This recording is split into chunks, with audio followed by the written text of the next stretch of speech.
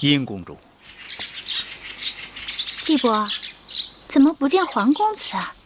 子歇躲在喜房里不肯出来，我也正着急呢。他要不来，如何行这一拜大礼？我亲自去请他。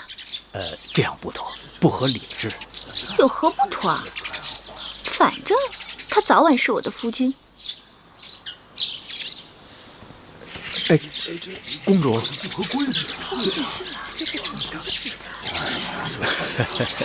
也好。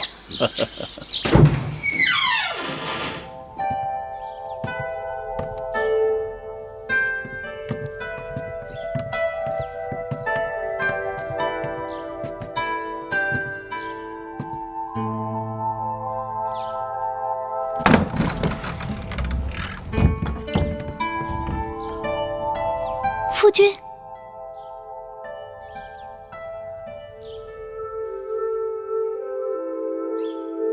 今日良辰美景，夫君为何背对着我？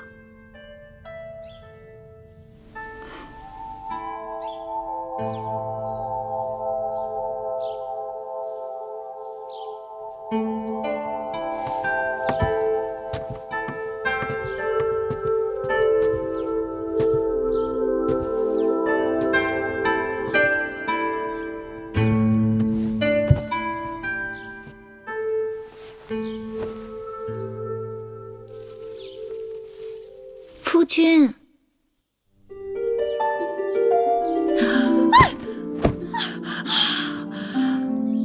姑母怎的好糊涂啊，竟然叫侄儿夫君。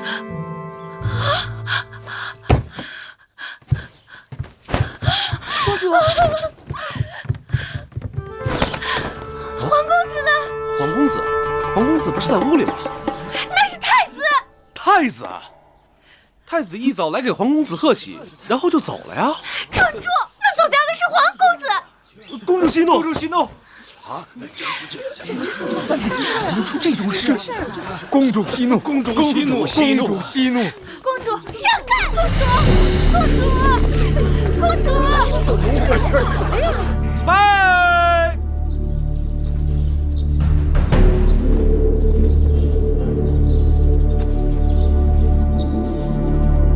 再拜。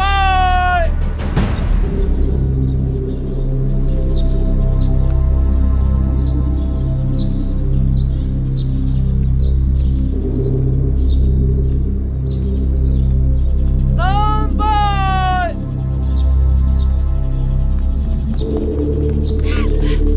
贱人，干嘛呀？贱人，放肆！芈音，贱人！嫡公主出嫁，你怎敢放肆？大王为后，替芈音做主，皇协拒婚，他跑了。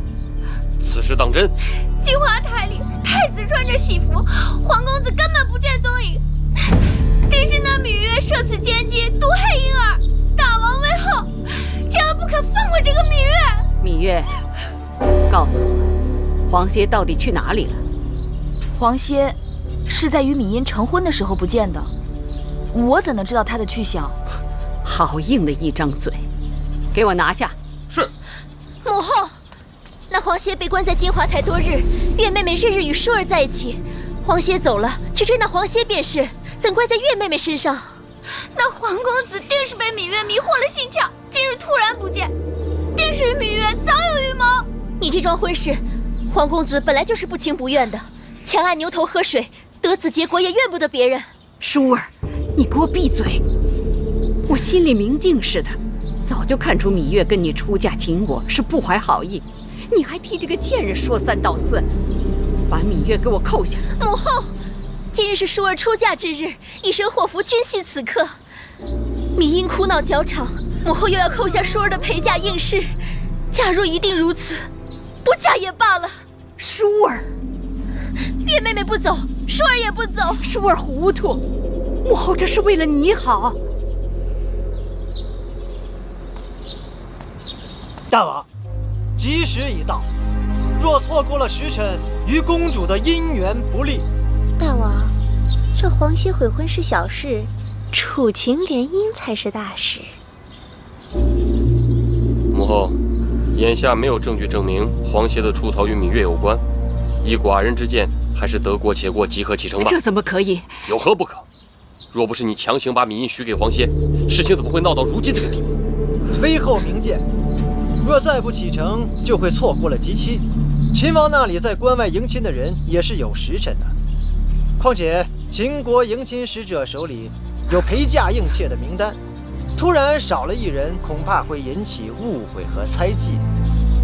好了好了，启程启程启程！等等，舒儿，也许你眼下还不会明白，我所做的一切都是为你好。你是娘亲身上掉下来的肉，我怎会害你？等你以后有了自己的孩儿，你便会明白做娘的一片苦心。母后，母后敬请放心，舒儿到了秦国，会善自珍重的。往后山高路远，舒儿不能陪在母后身边尽孝，还望母后多加保重。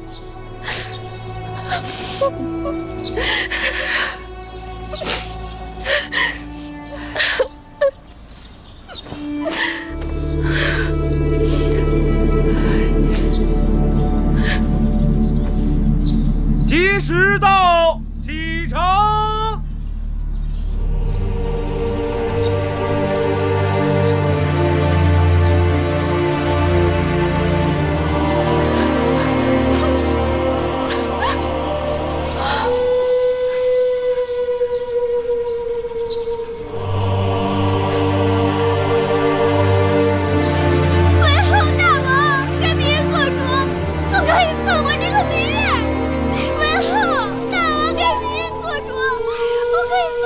公主出嫁，你在这儿哭闹，真是丧气！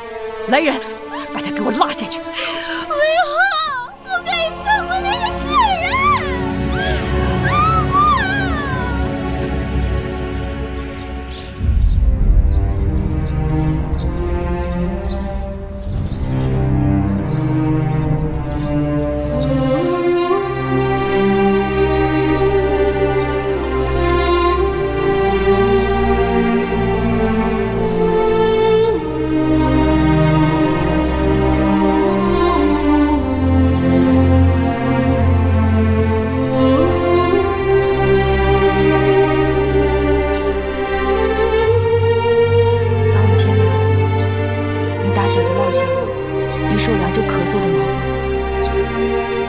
添衣裳，千万别受冻。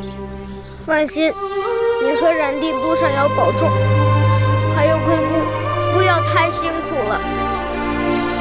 在宫里，无论遇到什么事情，你都要学会忍，千万要小心微后那边。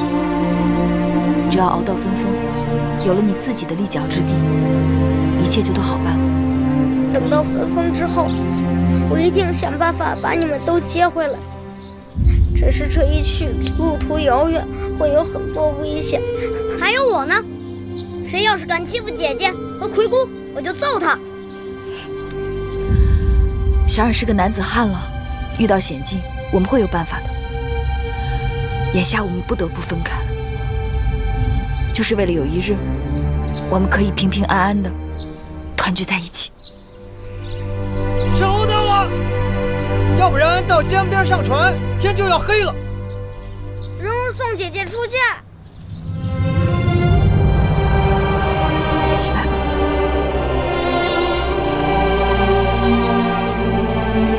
保重。保重。走吧。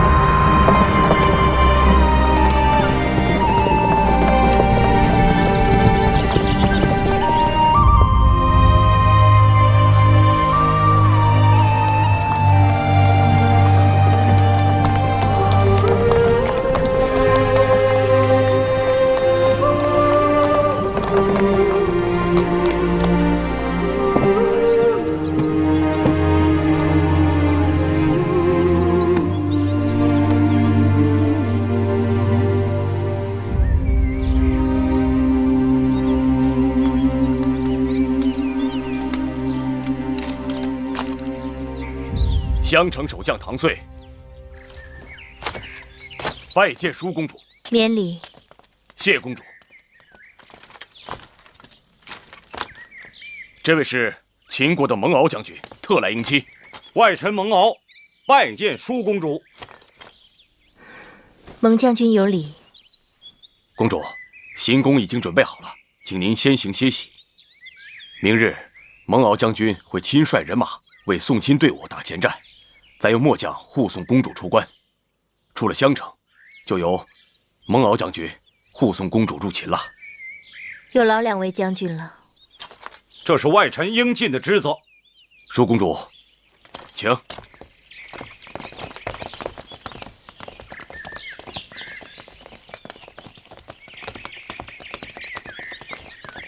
岳公主，小心脚下。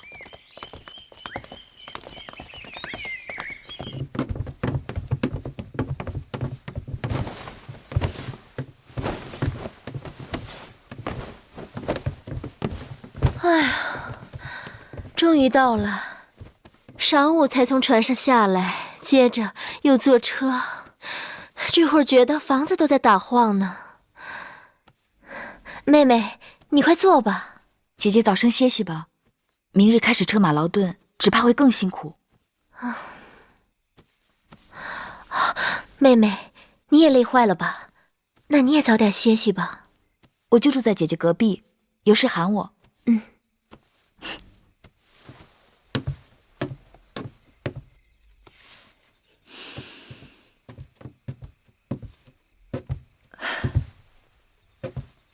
这孩子累坏了，一沾枕头就睡着了。路上你一直照应我们，此刻还要做针线，让我来吧。不用，你快把这碗绿豆汤喝了吧，我才熬的。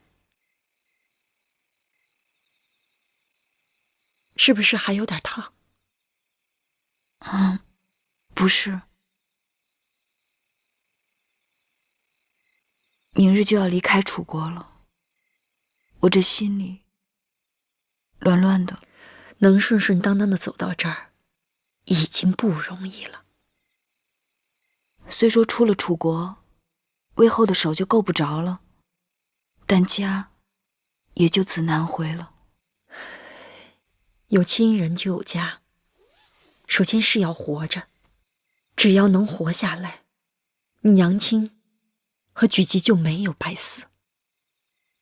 等我们跟黄公子接上了头，就该将实情告诉舒公主，免得走得突然，让她伤心。姑姑说的是。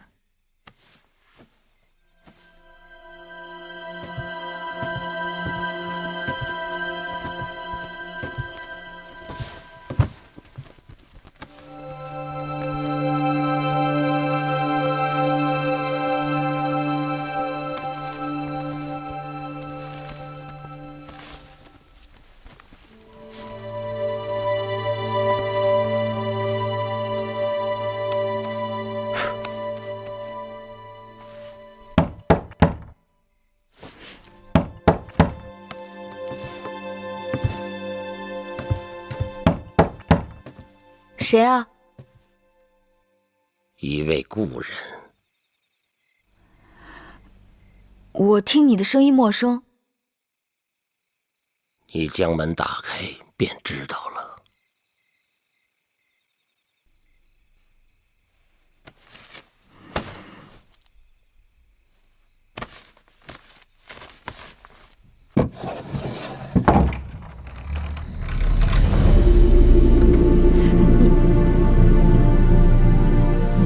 你谁啊？老夫没有猜错，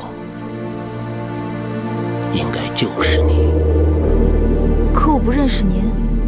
你是月公主，是那颗霸星。老伯，我没见过您。在下堂妹，襄城守将唐遂是在下的堂弟。16年前你还未出世，老夫就知道你了。你在说什么？当年老夫夜观天象，发现霸星出世，4府变6家乱，主天下大变。我将此事报告给大王，说霸星将要降生到楚宫。大王当时高兴得很呢，没想到生下来的却是你这个女娃娃。于是老夫被剜去了双眼，流放到了边关。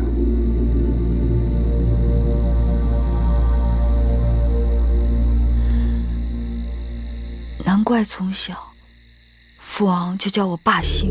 你也知道自己是霸星？什么霸星？我芈月就是普通女子，与那帝王之说毫无干系。天命不可违，无男女之分，非人力所能更改。若是逆天而行，必受其祸。必受其祸？你是说这么多年，我们受苦受的还不够？你可知道，我和我周围的人就因为这霸星之说而受牵连。老夫只是一件星象之事，根据星辰变化记录言说。就因为你的胡言乱语，害得我娘命运多舛，害得我跟我弟弟从小被人欺负。我们与你无冤无仇，你为何要多事？为何要与我们过不去？天将降大任于斯人也，必先苦其心志，劳其筋骨，饿其体肤，空乏其身，幸福好了好了，你走吧。你再不走，我要喊人了。晚了，走不了了。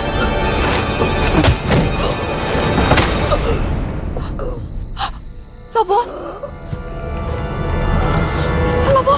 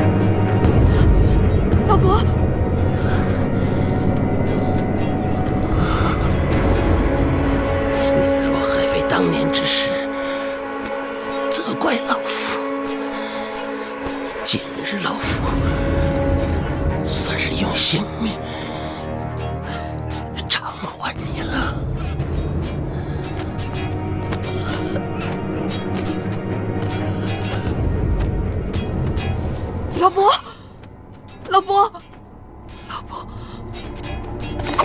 伯！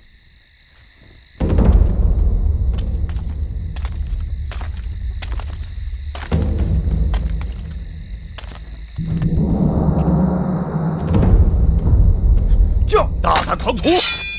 慢！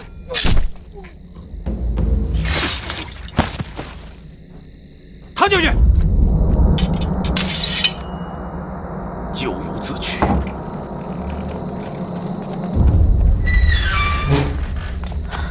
月儿，姐姐，怎么了？唐将军，出什么事了？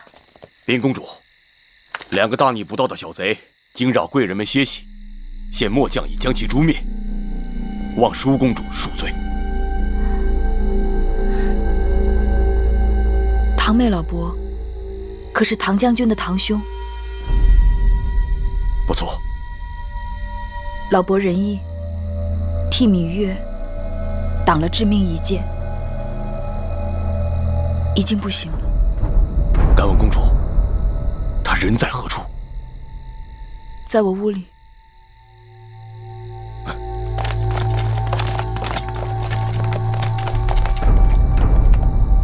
这门外不是有侍卫把守吗？怎么还能让外人进来？守门的侍卫均已被害。这院子外面应当还有巡逻的将士和值更的侍从，唐将军可知他们的去向？这……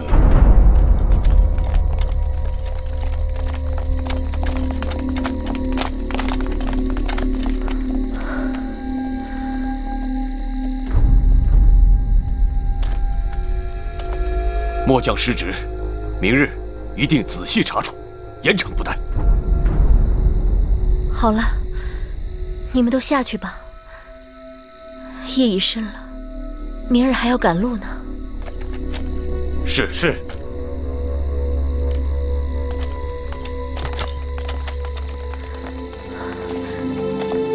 月儿，你没事吧？没事。吓死我了！你没事就好。只是这刺客来得蹊跷，死的也蹊跷。我一定让人禀报大王，狠狠地处罚这些襄城守将。其实也怪不得他们，这襄城是秦楚交界之地，历来盗匪横行。今日之事，大约也是哪个毛贼被糊涂油蒙了心，闯错了地方。玳瑁姑姑好灵清啊，连这小小边城的事情都了然于胸。奴婢也是道听途说罢了。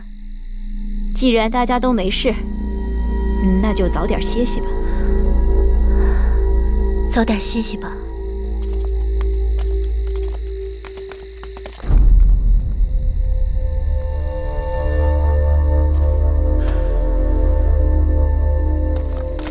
唐将军，你还是警醒点好。这下半夜要是再出什么差池，你我的脑袋可就保不住了。这是当然。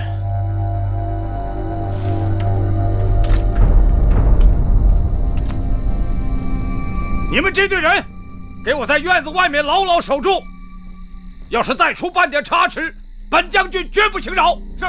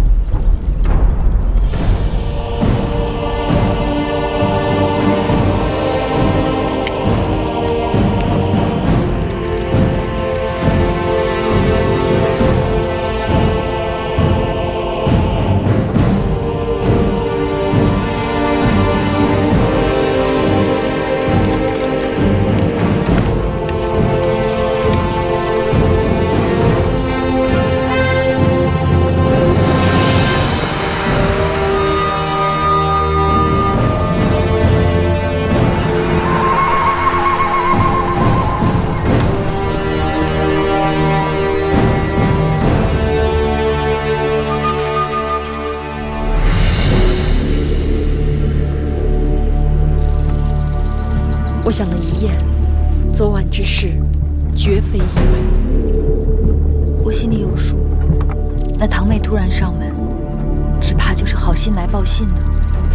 难道还是韦后？是他，也可能是别人。这可怎么是好？原以为一切都可以结束了，可现今……我只好盼着赶快到武关，到了那儿就有着落了。黄公子，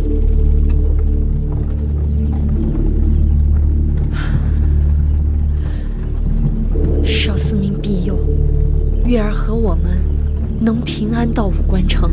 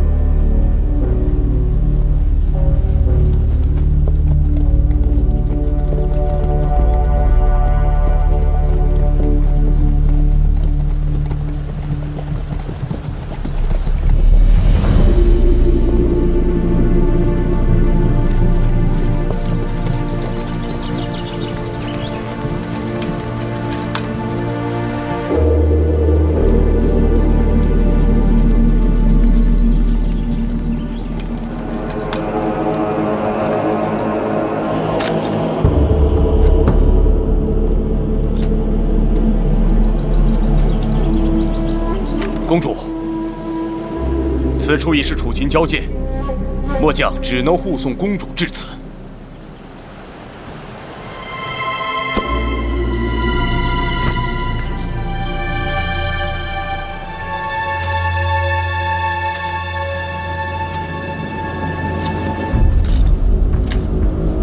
请公主擅自珍重，一路安泰。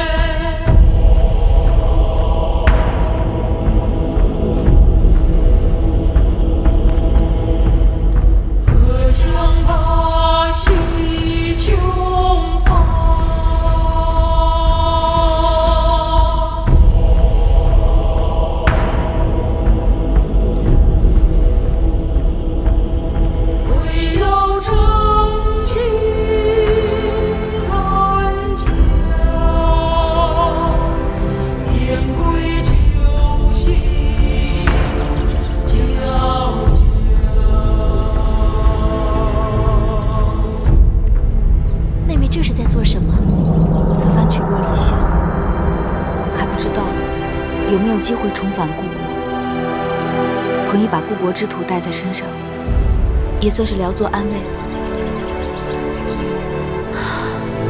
是啊，谁是家乡好，月是故乡明。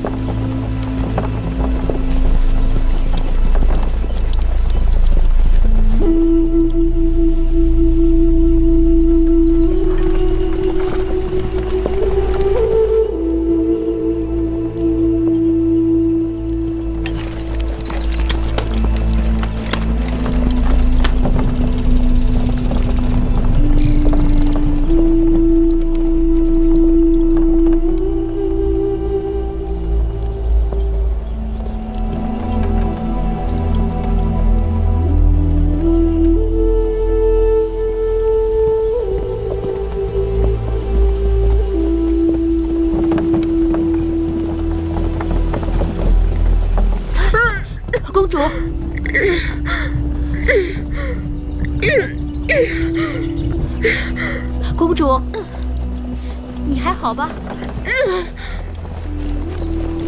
你怎么样？停车！停车！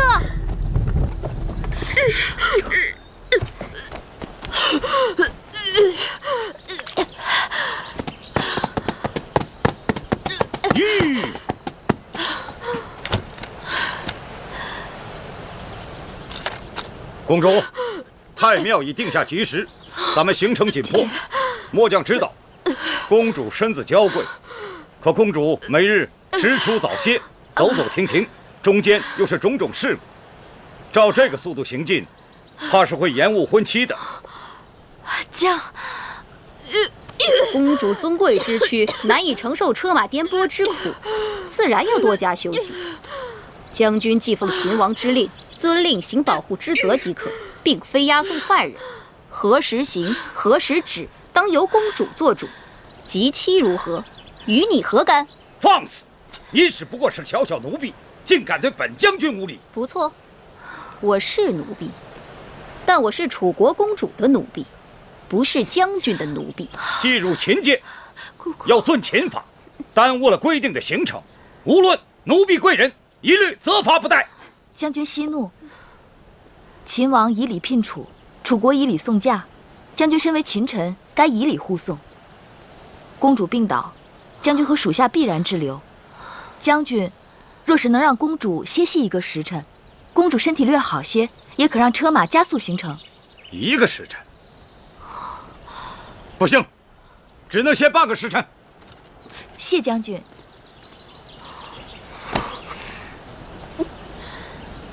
姐姐，喝口水吧。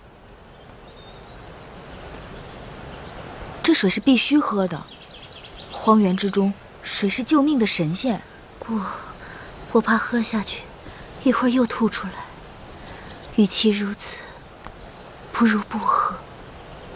姐姐，入秦多日，你不是吃不下东西，就是把吃的东西全都吐了出来。若是这样下去，身体会吃不消的。公主受的苦你都看到了，且不说送来的膳食粗劣，用膳的时候竟然仍在行进中，人坐在马车里颠得七荤八素，还没吃一口就吐出来了，这哪里是迎亲啊，分明是折磨人。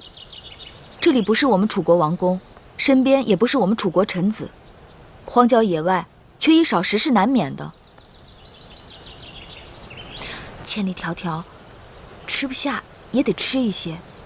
身子是姐姐自己的，损伤了无人可抵偿。出嫁前只知道这一路曲折遥远，谁料会如此艰辛。还有那个蒙敖将军，更是可恶，完全不把我们放在眼中。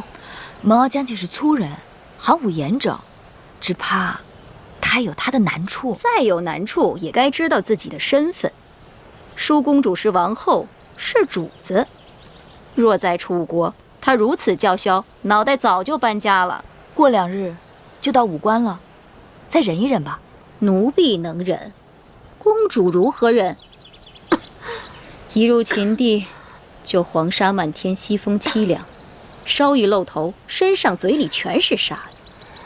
这一路上，连个驿站都没有，晚上只能睡臭烘烘的羊毛帐篷。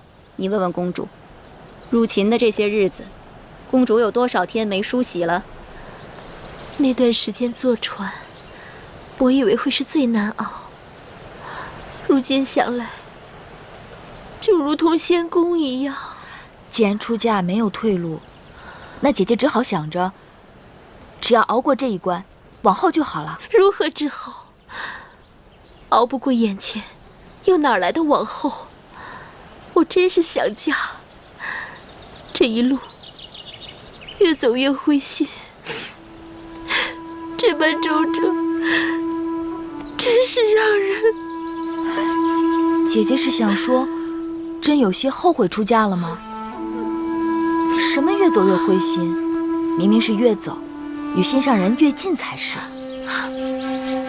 哪来的心上人啊？进入秦国这些日子，姐姐可听说过秦国4塞？武关、函谷关、萧关、大散关。武关城是秦楚边塞第1城，秦王就是从这里出关，进入大楚，去向姐姐求亲的。妹妹提起秦王求亲，真是恍如隔世。到了武关就有驿站，站站相连，一路平坦大道直通咸阳。到那时，姐姐就可以好好歇息，调理身体啦。妹妹也想早早到武关，对吧？当然。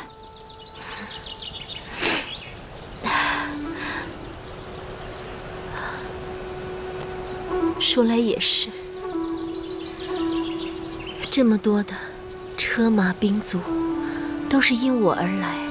我要是打不起精神，不是更连累了大家？好了，把水和食物给我一些吧。姐姐，来，姐姐。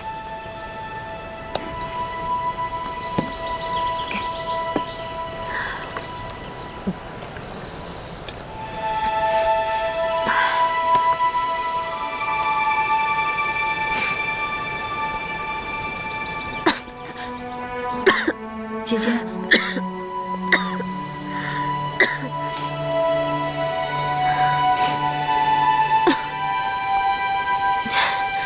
想来我也真是佩服你，这粗粝的糕点如同嚼蜡，你是怎么咽得下去的？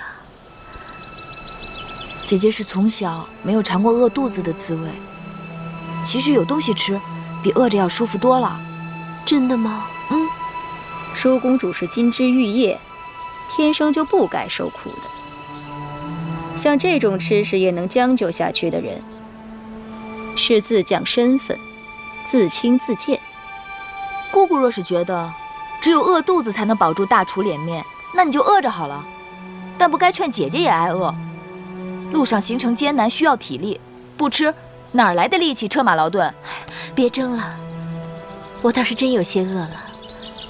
我再吃几口吧。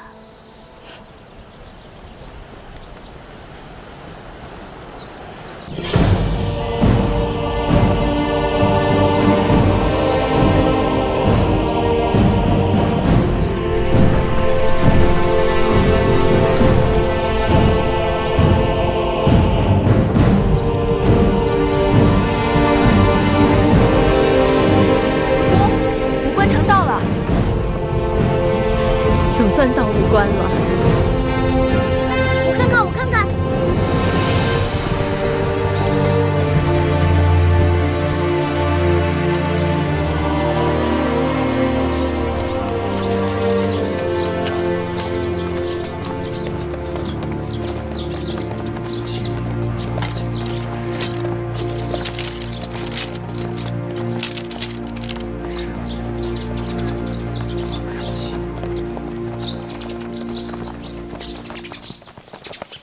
蒙将军，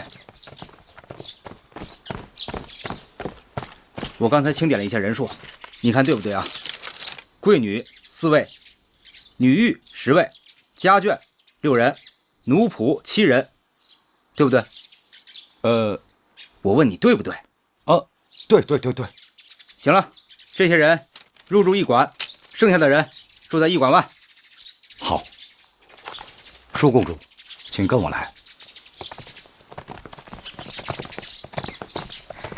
一个小吏竟敢对将军如此大声言辞，可见其人尊卑不分，粗鄙之地，教化使人。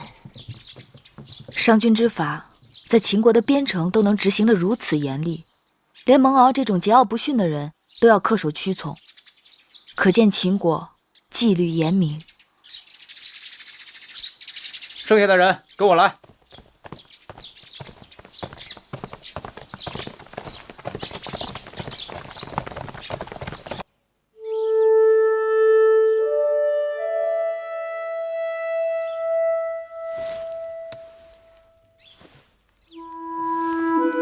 女一志，姐姐怎么样了？此刻大家都是一样的，无非是几日水米不曾下肚，吃的没有吐的多。若能喝上几日米汤调理肠胃，再吃些肉糜补益身体即可。只是舒公主正在发烧，若医治不好，便会转成重症或危及性命。那怎么办啊？我先为公主行针砭之术，再开个方子，连吃5日，或可缓解。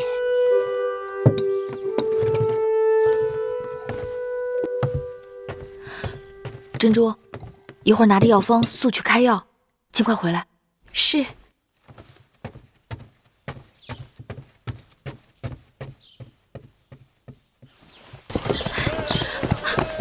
珍珠，公主，药可买到了？没有，奴婢出门走了好久才看见一家药铺。我把方子给那里的旗人看，他们翻来覆去，根本看不懂。我再跟他们多说，干脆不理我。奴婢该死，误了淑公主的汤药。怎么会这样？笨死的贱婢，给公主抓个药都办不成。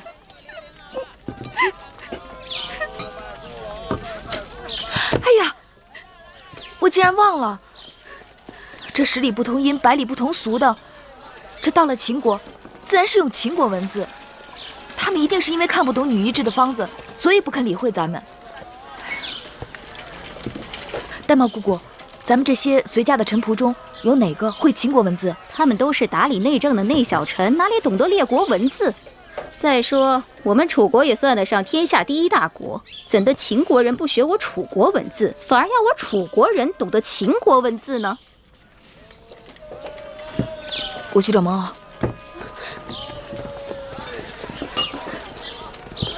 蒙某是甲士，负责护送楚国公主到我大秦国都，遵行的是保护职责。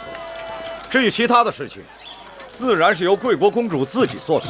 再说蒙某又不是什么臣仆之辈，这种杂役小事，请公主自便。我并非是打算劳驾将军，我只求你派给我一个懂楚文的秦兵，去药铺抓药罢了。你们楚国的贵人，自然是经常把楚国的士卒当成下人。可我们大秦的士卒，岂会充当此等杂役的角色？那你帮我找一个懂楚文的秦人，随便什么人。没有。你们楚国那些鸟文，除了专职外务的臣子们之外，没人能懂。你要买药，让你们楚人去买，别在这烦我。你这个人，情理不通。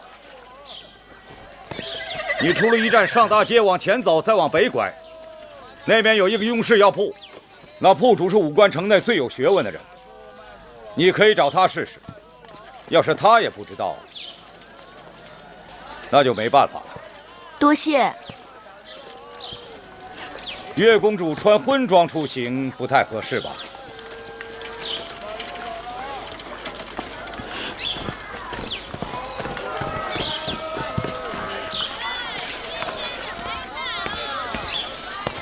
敢问先生，此处可是雍氏药铺？正是正是，老朽便是这雍氏药铺的掌柜。先生，可识得上面的字？识得识得。请先生按方抓药。好好好。麻黄、桂枝、生姜。哎，不对呀，你这药方哪里来的？怎么了？你这药方用量有差错，我不能给你抓这个药。哎，我这药方是女医开的，医术高明，不会有误。我就不够高明吗？啊，我说不对就不对，你赶紧走吧。我这是救命的药，你怎么可以这样？什么药不救命啊？你这药方用量有差错，你这是害人。你快走吧，找开方的人再问一问。啊，公子。在下雍瑞，雍氏药铺的主人，敢问何事惹得贵人烦恼？听说先生见闻广博，无所不知，这是我的药方，劳烦您看看，为何你家掌柜硬说这用量有误？这药方上写的是鸟传，贵人可是来自楚国？正是。不知道为什么这位先生不肯接我的药方。贵人可知，这秦楚两地虽然接壤，但不仅文字各异，就连这度量之衡器也是不同。我这老仆虽然识得药方上的药名，但因为分量上与我们的惯常有差异，怕是搞错误人性命，所以不敢接此药方。原来如此。好在昔年本人也曾游学楚国，对楚国的鸟传略知一二，知道楚国的计量方法与秦国的不同。这药就由我来抓吧。有劳先生了。您的药包好了。多谢先生。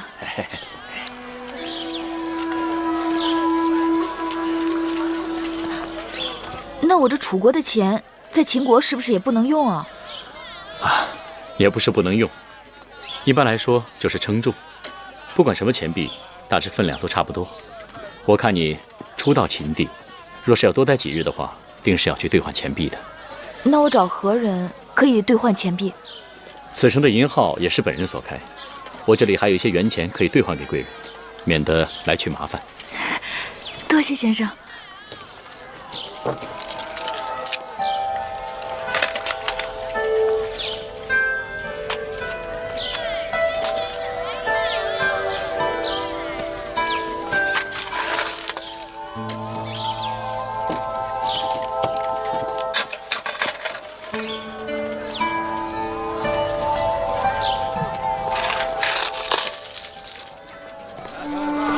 今日若非先生相助，这药就抓不成了。大恩不言谢，若日后有机会，定当报答。举手之劳，人皆可为，岂敢当一声恩与谢？在下今日也不过是凑巧到此，能为贵人效劳，是在下的荣幸。先生姓雍，这一路往南下去是上庸，莫非您是雍国后人？雍国处于秦楚夹缝之间，早已亡国，国土被秦楚瓜分。如今的雍氏不过是秦国的附庸之臣而已。原来先生也是位公子，失礼了。你还是称我为先生吧。大征之时，故国早亡，不如忘却吧。贵人当知，如今的秦国信奉的是商君之法，周天子之旧俗，分封领主之权早已名存实亡。难得商君人亡政不息，秦人守法之严令人叹服。人心皆爱自由，谁愿意被拘束着？秦人守法，也不过是因为商君之法苛刻严酷，所以虽然商君身死，秦人仍感觉压抑，致使不安分者、从军者甚多。这是为何？当军事，军令之下比勇气，比胆量，比杀人。秦人军功之上高于列国数倍，所以秦人与列国征战，排除将帅的能力之外，秦人往往可以战胜数倍于己的他国军队。秦人可畏啊！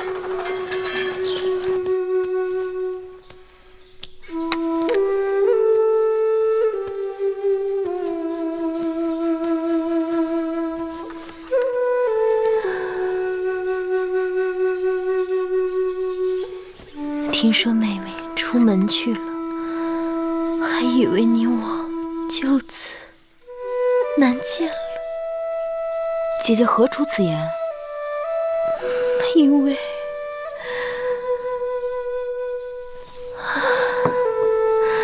因为你我身在他乡，人生地不熟的，若是走丢了，该如何是好？姐姐多虑了，我又不是小孩子，说丢就能丢。只是太辛苦你了。只要姐姐的身子能好起来，我做什么都不辛苦。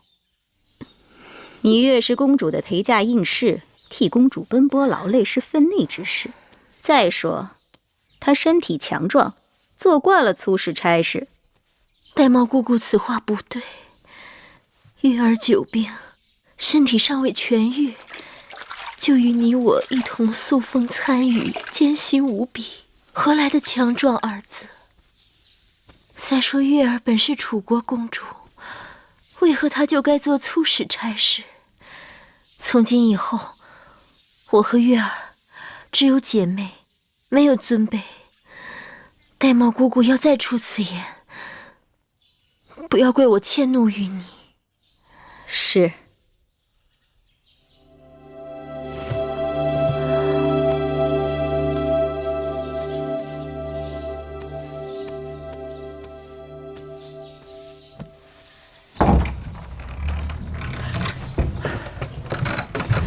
你总算回来了。刚才来了一个总角小儿，拿了竹简给你，要你仔细看了。近日有时3刻去见他。见谁？他说你该知道的。那小儿呢？传完了话就走了。我追着问他到哪儿见，他一边跑又一边摇头的。皎皎黄鸟止于棘，谁从木工子车烟兮。我猜想该是黄公子派来的人，但没头没脑的几句话，什么也没说呀。这个人到哪儿去见他呀？他说了。是吗？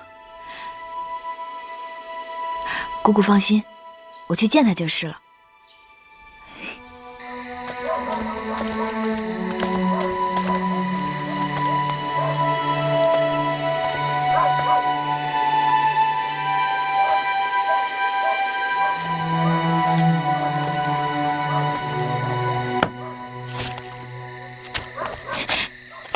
月儿，刚才我还在担心，我怕我让别人传话说的含糊，万一你要是没听懂，可麻烦了。哪里含糊了？你明明交代的清清楚楚。皎皎黄鸟止于极，极枣树，有时3刻，在大枣树下见。可是你怎么知道就是这棵枣树呢？你既然约在傍晚时分，定不会让我孤身往远处去。我向驿馆的杂役打听了，这附近最大的枣树，自然就找到这儿了。傻笑什么呀？天结地灵，我黄仙能遇到如此聪慧的女子，是几世修来的福分。你死里逃生，还这般有嘴。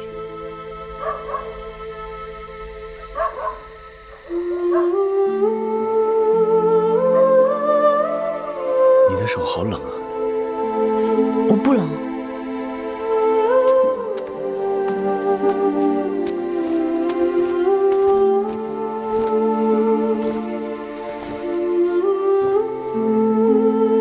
不冷也披上。迎亲的人马刚刚到武关，他们定要休整几日。既然奎国和小冉也出来了，正好咱们一起走。我住的客栈就在那条街，我已经和客栈老板订好了马车。3日后同一时间，我在我住的客栈等你们。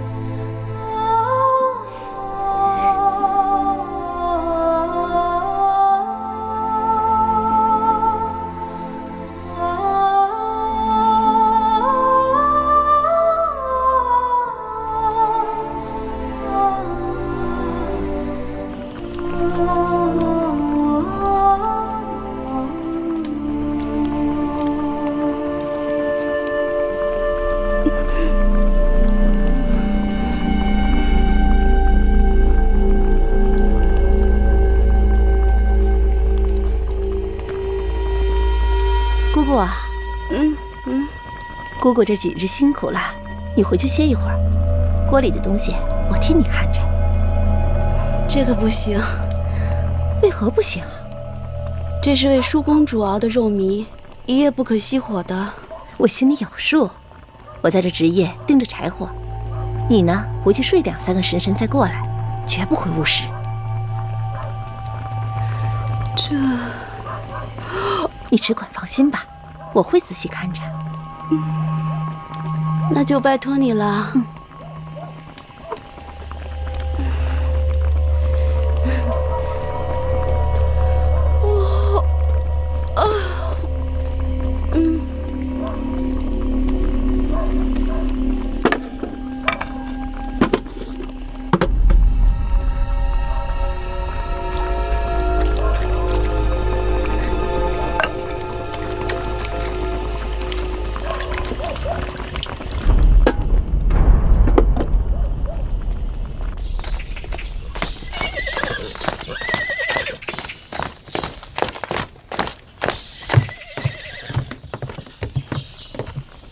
我们在这武关城内已经滞留了5日，大秦军法严谨，按期不到一律处斩。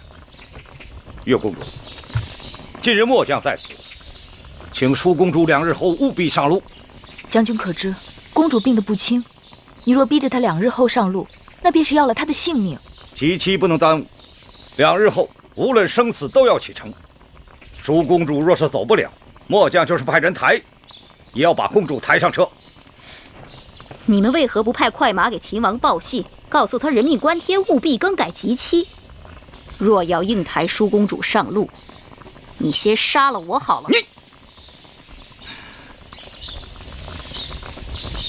2日就是2日，2日后你们若不走，我自己回咸阳向大王请罪。至于你们的安全，恕不负责。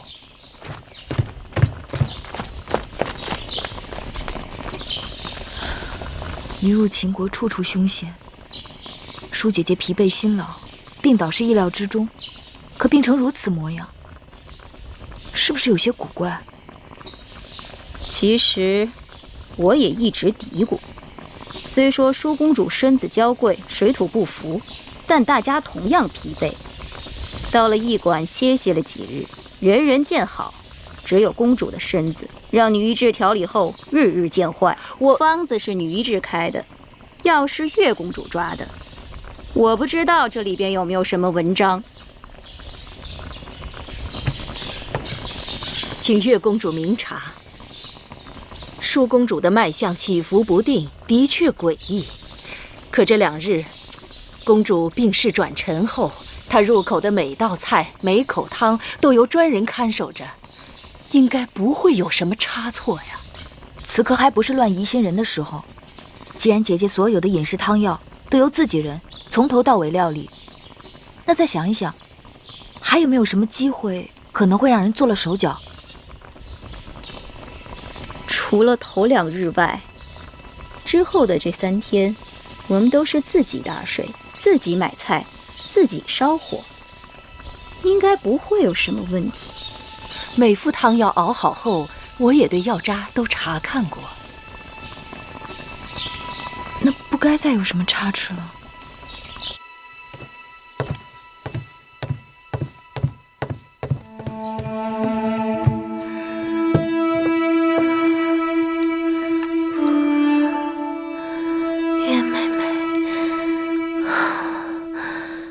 我是不是要死了？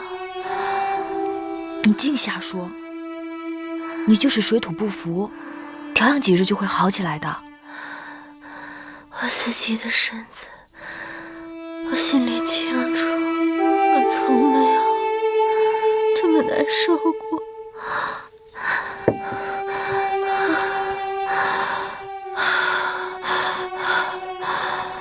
我怕是到不了咸阳了。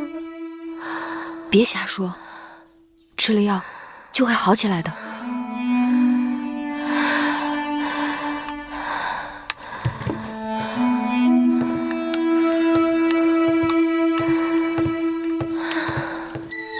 是我让他出去的。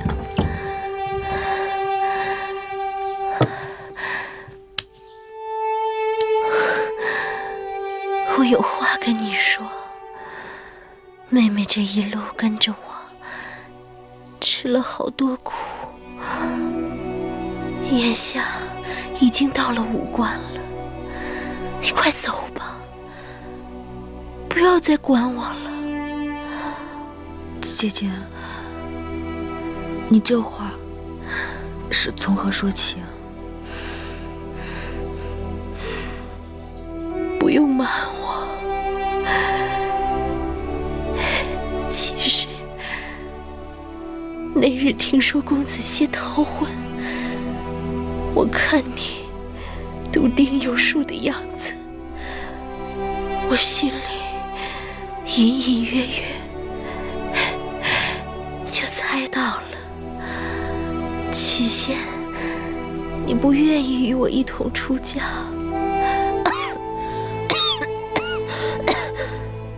后又自请陪嫁秦国，定是事出有因，对吗？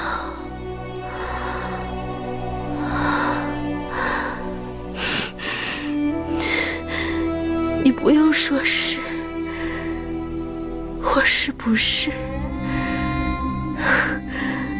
那日你出去给我买药，我心里就暗暗盼着你别回来了。你在楚宫里吃尽了苦，我原想为你做的就是能帮你逃离苦海。如若妹妹真的有个好去处，姐姐也替你高兴。姐姐别说了，你都病成这样了，还在为我操心，这是何苦？你好好喝下药，身子自然会好起来的。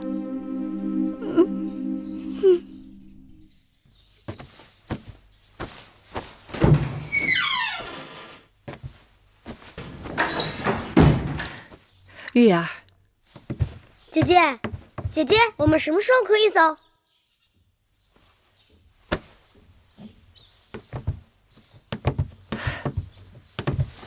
东西我都收拾好了，就这2个包袱。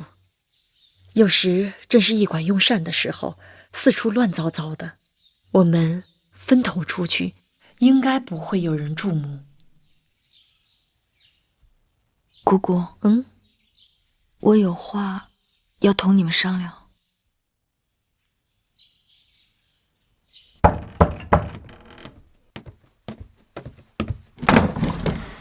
月儿，你怎么提前来了？快进来。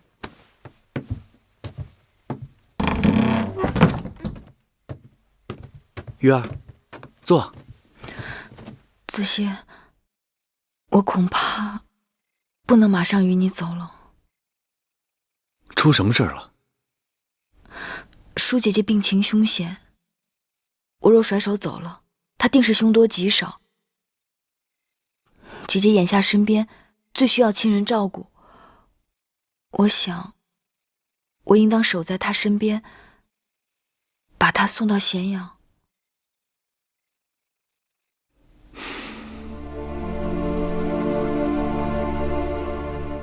月儿下肝义胆，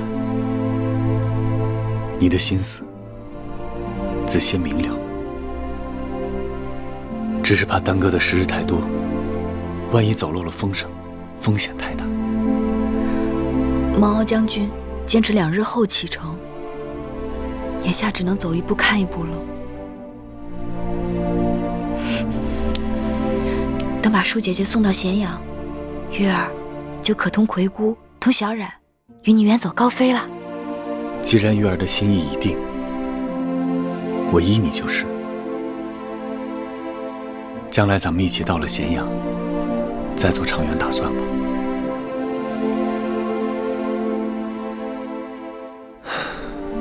天色已晚，我送你回去吧。这一分手，不知又是多少千山万水。多少千山万水，子歇都和月儿一起。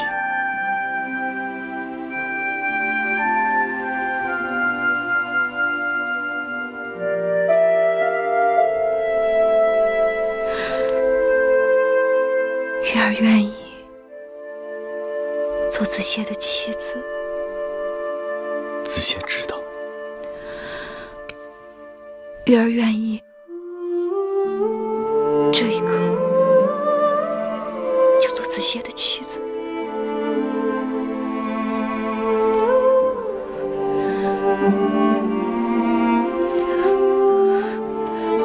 月儿不可，月儿万万不可。子歇视月儿为珍宝，你我只有行过6礼，明媒正娶后，才可结为夫妻。子歇愿意等到迎你入洞房的那一天，那一刻。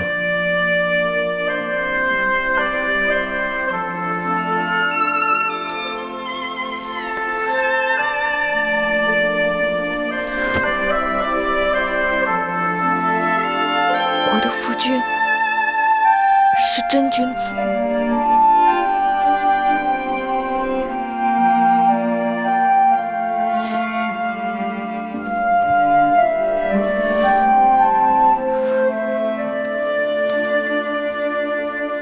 这香囊本来就是为你做的，一直不得功夫给你，望你带在身边，看到它就像看到月儿似的。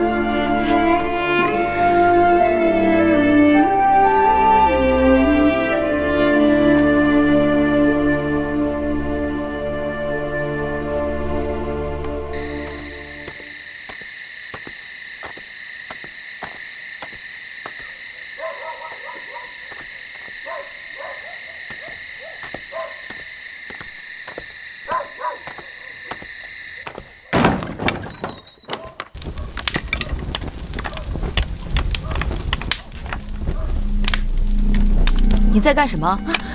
没干什么。你在烧什么？来人，抓住他！抓住他！别跑！站住！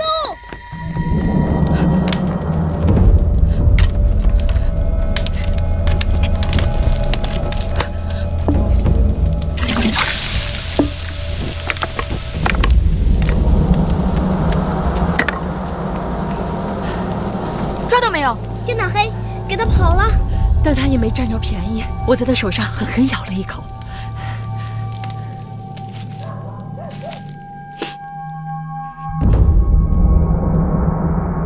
女医治，这是什么草药？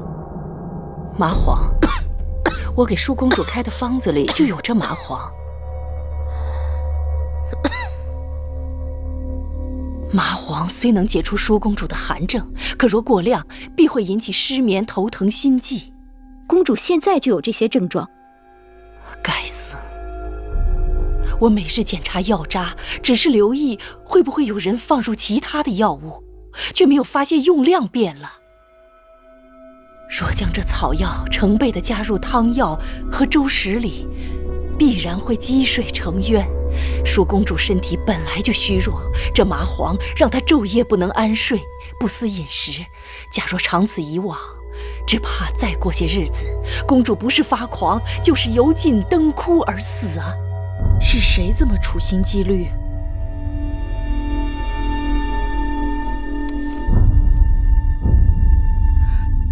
这方巾不像是寻常人家用的东西，倒像是宫里头的。不用说了，定是秦宫里的人想要害公主。这舒姐姐是秦王迎娶的新王后，人还未到咸阳，怎么就与人结仇了？奴婢猜测，幕后指使之人会不会是秦国的魏夫人？魏夫人？魏夫人是谁？魏后跟奴婢说过，秦国的魏夫人是秦王前王后的妹妹。这些年来，宫中事务由她执掌，她的独子公子华，也是众人眼中未来的太子。秦王迎娶姐姐，难道碍了魏夫人什么事？若真是那魏夫人，她可太狠毒了。姐姐，快躺下，躺下。她从未见过我的面，却想要了我的命。只可惜，我们没有抓到那雏鸟，不然到了咸阳，人证物证俱全，姐姐便可向秦王据理力争，拿他们问罪。可我们没抓着那个雏鸟，会不会打草惊蛇？那边并不摸我们的底，恐怕还不至于。你们都先下去吧，有月儿陪我就好了。是。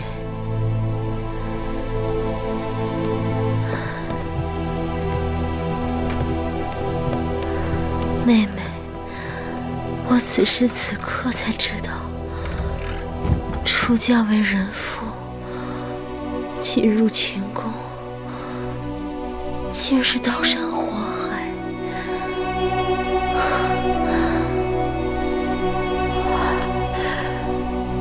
我前几日跟你说的那番话，并非混热之言。一来，我是知道自己时日不多，身边就只有你是我的亲人。二来，我也知道妹妹的难处，你我姐妹一场，说不定到最后连个辞别的机会都没有。更何况今日之事，更是让我心灰意冷。我连自己的性命都保不住，你跟着我，只会继续吃苦。姐姐莫把前程看得太淡了。这次害你之人能得手，只缘他们精心策划，而我们毫无防备，加之秦王远在咸阳，鞭长莫及。等姐姐安全进了秦宫，有秦王的庇护，一切就都会不一样了。只怕你要不在我身边，我恐怕自己会少了许多主见。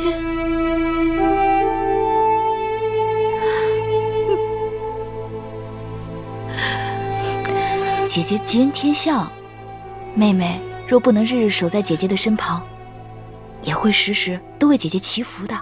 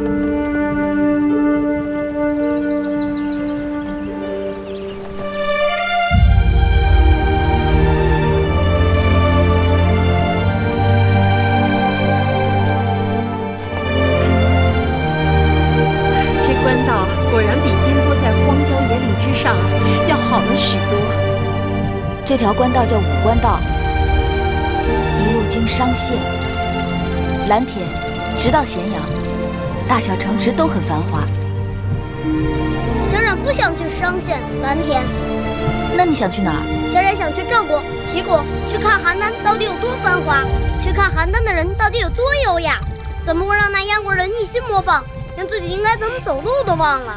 我还想去看传说中的稷下学宫，去登泰山。孔子说：“登泰山而小天下。”哎，去燕国，去燕国也可以。听说燕国那边冷得能冻掉鼻子，会不会大冬天满街上的人都没有鼻子？好，葵姑跟你一块儿去，咱们去邯郸看美服，去临淄尝美食，再去燕国看那些没有鼻子的人。好。我今日觉得好多了。就是身子还有些酸痛。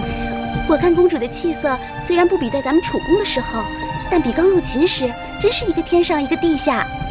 俗话说，病来如山倒，病去如抽丝，还得好好养一阵子才能真好。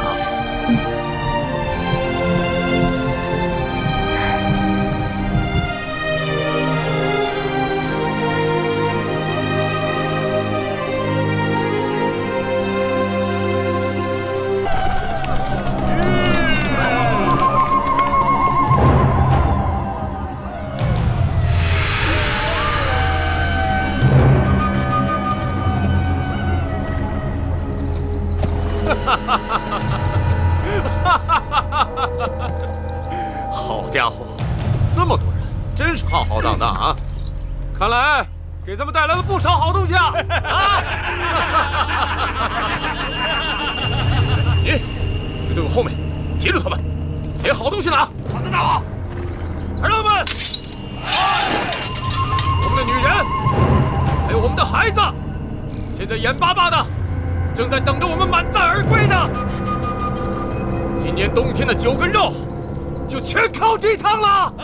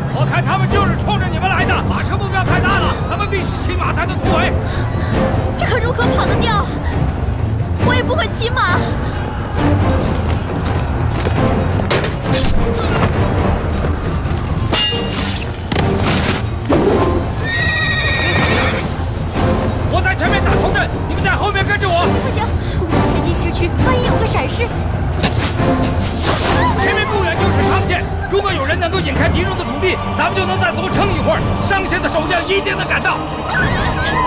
姐姐，把披风给我。对，月公主说的对，这披风是万万穿不得了。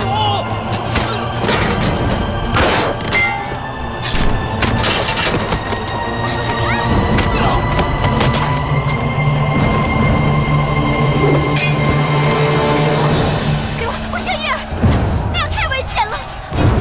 眼下我们都被困在这儿，可他们并不认识你，那是别的，大约就是这件披风了。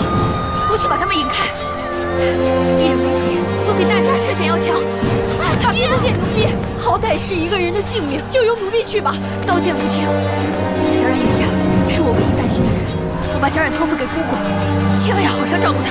不，月，给我公主，如果你有事，所有人都活不成了。默家看，月公主的主意不妨一试啊！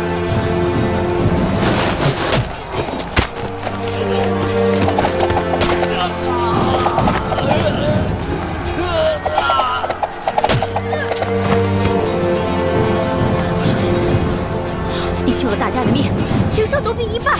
月公主舍生取义，救他人于水火，蒙恼汗颜。咱就不必多言。姐姐珍重，你自己小心。姐姐，月儿，走。你们保护月公主不为。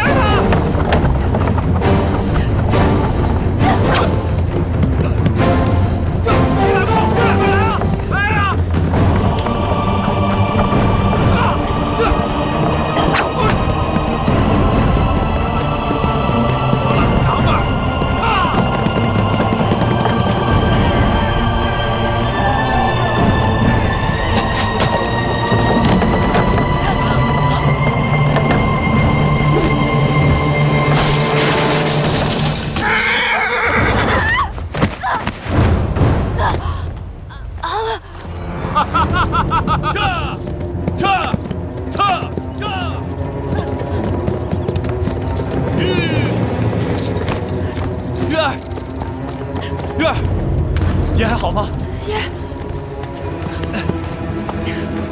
月儿，你快走，这里有我挡着。不，子歇，子歇死，不能让月儿死。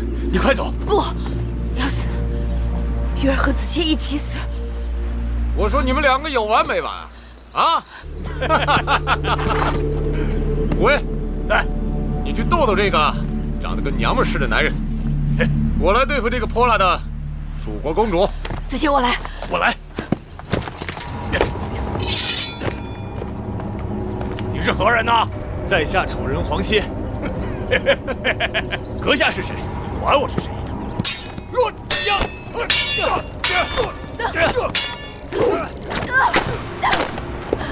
子熙，小心！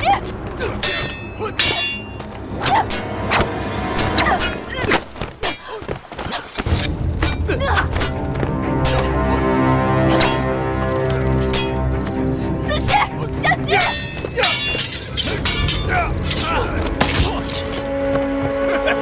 见得大部分还敢跟老子交手呢？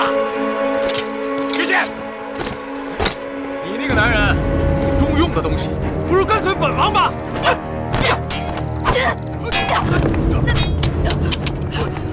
子熙，放开我！看看，小白脸是怎么死的？哪是我们的对手？别吵了！子熙，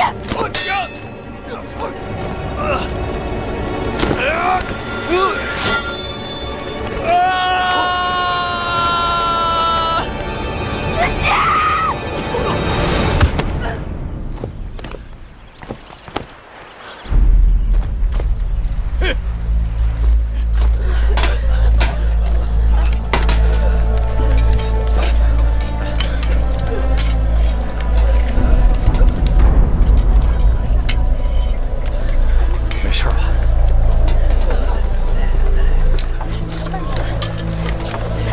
怎么样？不行了。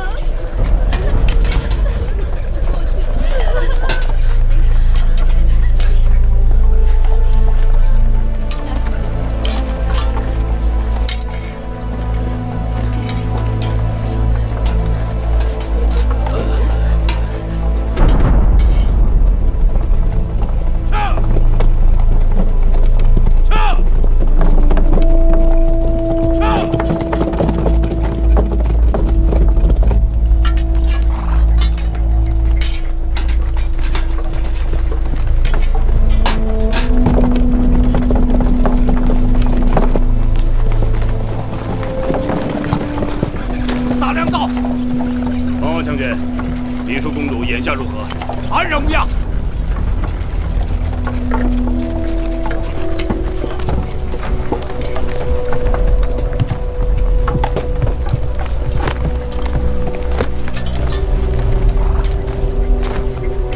秦国大良造公孙衍拜见黎叔公主。公主，公孙衍救驾来迟。大良造，月公主，月公主带人去引开了敌戎，先不知去向，怕是凶多吉少，还望大良造能够快派人去救他。原来如此，叔公主请放心，微臣马上派人去寻找公主。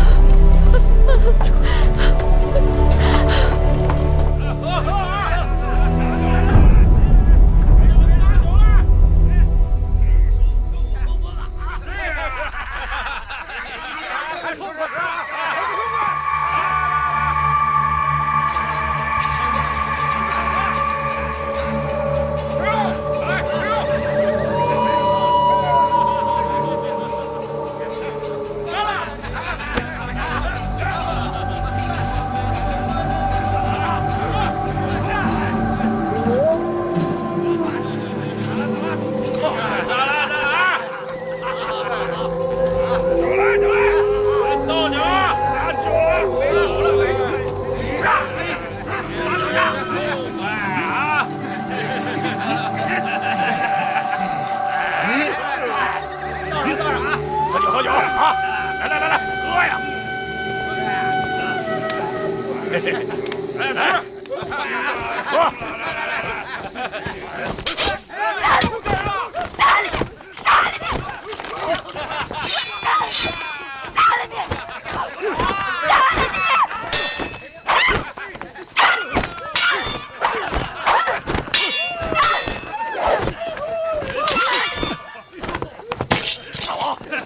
住手！大王，这丫头她疯了，她疯了！你们都起什么哄啊？大王，大王，大王小心！疯丫头！放心，有我在，定不会让她伤了你。不过你记住，我不在，你也不许伤她一根毫毛。还有你们，记住了吗？是。让我杀他！你杀了我吧！杀了你？哼！那我们这一趟岂不是白跑了？你们杀了我的子歇，既然我杀不了你们，那我就死给你们看！把他手绑上！为什么？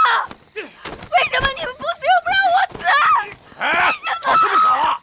为一个弱不禁风的小男人，我们这好男人多的是啊！你废话！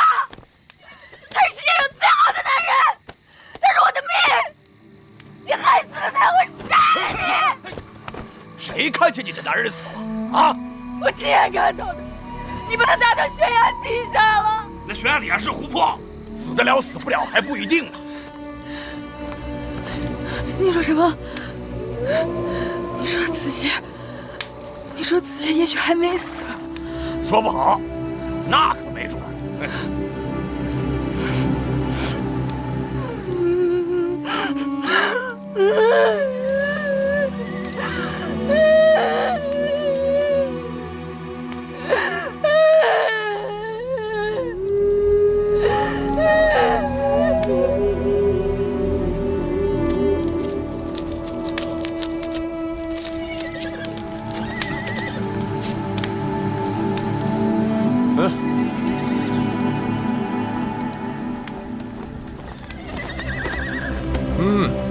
真香！拿着。不饿呀？不饿我可饿了啊！真香。你们为何要抓我？自然是为了钱。你不像是普通的劫匪，你们到底是什么人？你猜猜。披发左衽，必为虎祖，北狄西戎。你们是狄，还是戎？丫头，看来你有点学识啊。东胡、临胡、楼烦，白狄、赤狄，西戎，还是义渠？义渠。义渠？义渠在秦国之西北，怎么跑到东南面来袭击我们？你知道你们袭击的人是谁吗？难道你们吃了豹子胆了吗？这买卖做得值啊！为了你大秦王后。哼，那你就大错特错了。什么意思啊？在你眼前的，不是什么大秦王后，我只是个陪嫁的应女，不值钱。你骗谁呢？啊，性子如此强悍，见识如此不凡，若非楚国公主，哪来的如此心性和教养？哼，你若不是王后，那这天底下就没有女人敢居于你之上了。哼，若是王后，身边怎么可能只带这么少的护卫？如此轻易落入你们的手中。不错，我的确是楚国公主，不过我是庶出为应。王后是我的姐姐，在被你们袭击的时候，我换了她的披风，为了引开你们。她此刻应该已经到商县了吧？哼！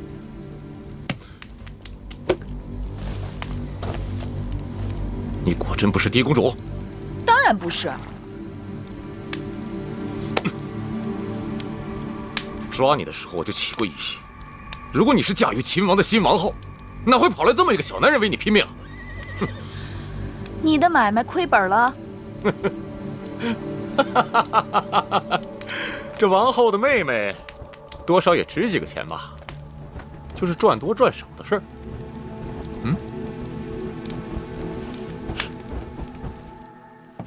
来，给你搬上车啊！哎，好，这箱子好沉呐！时间了，我帮你搬。来，这边。这下好了啊！回去等着大王赏赐吧！啊，哎，可不少啊！有这一箱，赶紧把那个箱子搬过来！这里还有，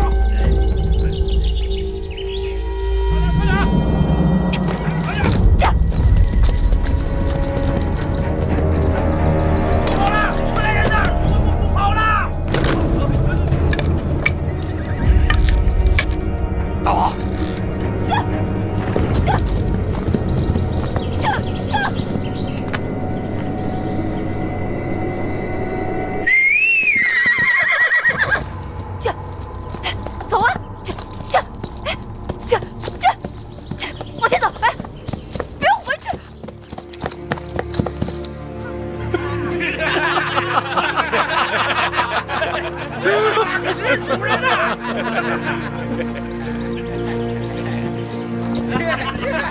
太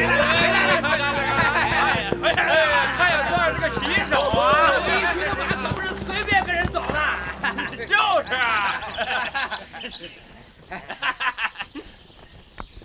都算了吧。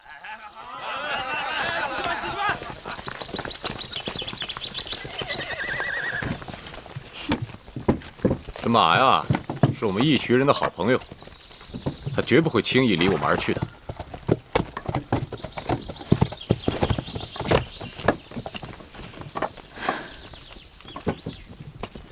既然你这么喜欢黑子，那我就把它给你骑吧。但是记住啊，你不能用鞭子抽它，更不能猛勒缰绳。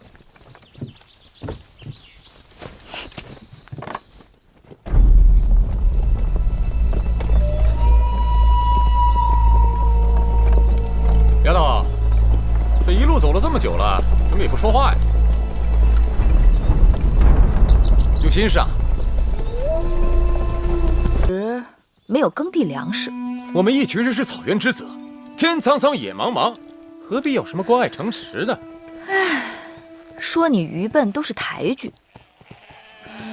管子设计关爱城池，就是专门用来对付你们这些夷狄的办法。对付我们？笑话！别以为仗着兵强马壮就可以耀武扬威。你们若没有关爱城池，就不能储备粮食交易物品。一遇灾年，草场荒芜，牛马无草可食，就会饿死。再强的部族也会一夕没落。这些你是怎么知道的？知道什么？哦，一定是这样。因为你们的草场受灾，所以尽管你们已经对秦投降称臣，却还是要不顾风险来劫持王后车队，以此来要挟秦国，来换取你们部族活命的粮食。没错，我们一群人本来是草原之王，潇洒放纵于天地之间，无奈天灾，不得已受人之托，拿一些回报。但是我们只听我们自己的，谁都做不了一群人的主。